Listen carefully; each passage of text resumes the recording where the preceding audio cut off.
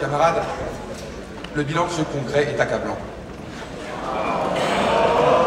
Alors que le gouvernement prépare une offensive majeure contre l'ensemble des garanties collectives en matière de retraite, une contre-réforme qui vise l'ensemble des travailleurs de ce pays, la première responsabilité de la FSU aurait été de tirer le signal d'alarme et d'appeler, de préparer l'affrontement.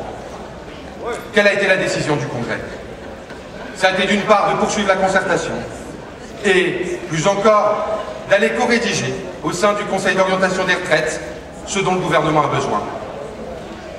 Alors que dans les établissements scolaires, les DHG au rabais s'abattent et donnent aux collègues des lycées un avant-goût de ce que va être la réforme Chatel, le Congrès a refusé d'en exiger le retrait pur et simple, et qui plus est, il a refusé d'appeler au boycott des conseils pédagogiques qui en préparent l'application.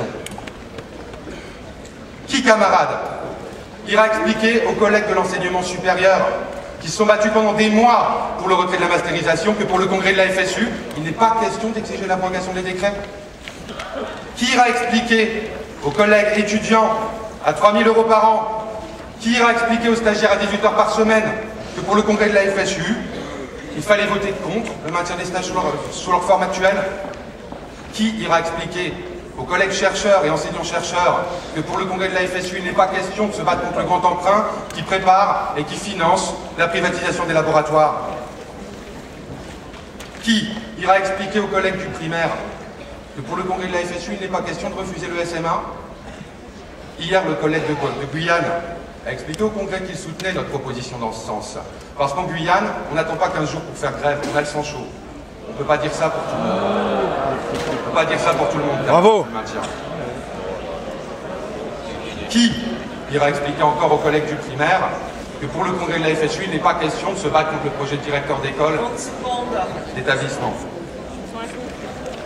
Et le congrès a encore refusé le retrait des troupes d'occupation de Haïti. Il s'en est fallu de peu que la direction fédérale n'aille pas jusqu'à introduire le communautarisme dans les textes du congrès. Alors il faut le dire, camarades, si toutes les revendications des collègues ont été évacuées, c'est parce que ce congrès s'est placé sous le signe du dialogue social. On ne peut pas à la fois dialoguer avec Sarkozy et défendre les revendications, il faut faire un choix. Tu termines. Il est encore temps que la fédération revienne sur le désastre annoncé par les contre-réformes et déclare qu'avec Sarkozy, on ne discute pas, on se bat. C'est ce que je vous invite à faire en votant la motion de censure.